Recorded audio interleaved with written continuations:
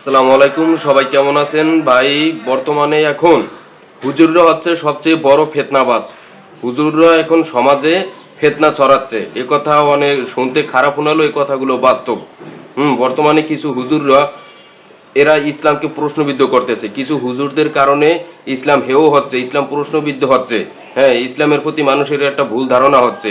হ্যাঁ, বর্তমানে যে মাজহারুল ইসলাম মাযহারি, মাওলানা গিয়াসউদ্দিন আল তাহেরি, তারপর আছে যে তারেক মনোয়ার সাহেব, এদের কারণে কিন্তু ইসলাম প্রশ্নবিদ্ধ হচ্ছে, ইসলাম হেয় হচ্ছে, ইসলাম ছোট হচ্ছে।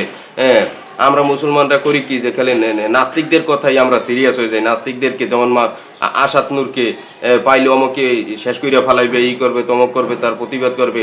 আর ভাই আশাত নূরের চাইতেও তো বড় ক্ষতি করতে আছে এখন এই যে মাওলানা তারেক মনোয়ার, তাহেরি, এই সমস্ত লোকেরা। এগুলো মাথায় মানে আমরা নেই না, কারণ হলো তারা কি লেবাসদারি। তারা লেবাসদারি, এই কারণে তাদের আমরা প্রতিবাদ করি না। তাদেরকে তারা যে ইসলামের ক্ষতি করতেছে এই বিষয়টা আমরা ভাবি না, তাদের বিষয়ে আমরা সিরিয়াস হই না। ধরেন একজন নাস্তিক, ধরেন আশাত নূর, এই ইসলামের ক্ষতি করার চেষ্টা করবে, ইসলামকে হেয় করার চেষ্টা করবে। তাই এ উদ্ভট কথাবার্তা বলবে, ভুলভাল কথাবার্তা বলবে, এটা স্বাভাবিক, সে বলবে। কিন্তু তার কথা তো আর কেউ সিরিয়াস নেবে না। একজন নাস্তিকের কথা কখনো মানুষ সিরিয়াস নেয় না, এটাই স্বাভাবিক, কেউ সিরিয়াস নেয় না।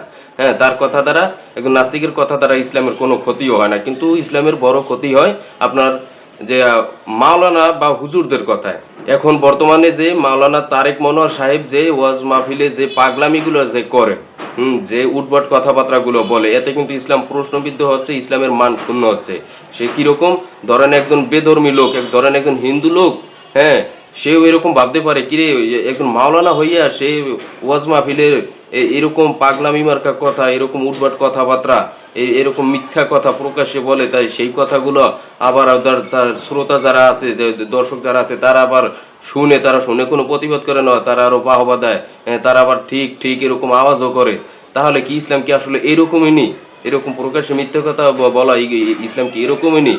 এরকম ভাবতে পারে কিন্তু একজন বেধর্মী ভাই। তাহলে দেখেন, কিন্তু একজন নাস্তিকের থেকেও ইসলামের বড় ক্ষতি করে যদি যে মাওলানা উদ্ভট কথাবার্তা বলবে, প্রকাশ্যে মিথ্যা কথা বলবে, তার দ্বারা, একজন মাওলানার দ্বারা সবচেয়ে বড় ক্ষতি হয় ইসলামের। তাই ভাই এইসব লোকদেরকে ওয়াজ মাহফিলে ডাইকেন না। এই মাওলানা তারেক মনোয়ার সাহেব, তারপর হলো গিয়াসউদ্দিন আল তাহেরি, তারপর হলো মাজহারুল ইসলাম মাঝারি, এদেরকে কেউ ভাই ওয়াজ মাহফিলে ডাইকেন না। এদের প্রতিবাদ করুন ভাই, খেলে আশাত নূরের প্রতিবাদ করলে হইবে না। ইসলামের ক্ষতি কিন্তু বর্তমানে এই লোকগুলো অনেক করতে আছে, এই মাওলানা তারেক মনোয়ার সাহেবেরাই কিন্তু করতে আছে। তাই এদের প্রতিবাদ করুন, এদেরকে কেউ ডাইকেন না, এদেরকে প্রতিবাদ করুন ভাই। এদের কারণে কিন্তু ইসলাম আরো হেয় হয়ে যাবে, ইসলাম আরো প্রশ্নবিদ্ধ হবে, ইসলামের মান কিন্তু এরা আরো ক্ষুণ্ণ করে ফেলবে। এদের বিরুদ্ধে আওয়াজ তুলুন, ওয়াজ মাহফিল এদেরকে ডাইকেন না, এদের বিরুদ্ধে আওয়াজ তুলুন। যে আর একটা বিষয় হলো কি ভাই, এই যে আমি বললাম যে হুজুররাই বড় ফিতনা ছড়াচ্ছে, এখানে কিন্তু আমি সব হুজুরদের কথা আমি বলি নেই। এখানে আমি মানে এই সমস্ত হুজুরদের কথা বলেছি যারা উদ্ভট কথাবার্তা বলে। সব হুজুরদেরকে আমি ঢালাওভাবে বলি নাই যে সব হুজুরদের কারণে সমাজে ফিতনা ছড়াচ্ছে, এটা কিন্তু আমি বলিনি। যাই হোক, সবাই ভিডিওটা শেয়ার করে দিবেন। ভালো থাকবেন, সুস্থ থাকবেন। আল্লাহ হাফেজ।